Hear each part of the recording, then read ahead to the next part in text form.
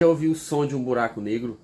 Através de ondas de rádio é possível emitir os sons de alguns objetos do universo. E recentemente, há um tempo atrás, a NASA conseguiu converter as ondas de rádio em os sons de possível som de buraco negro. Dá uma olhada aí como esse som é estranho e assustador. O som aí de um buraco negro aí que a NASA conseguiu recentemente capturar esses áudios aí de possíveis buracos negros. Dá uma olhada aí.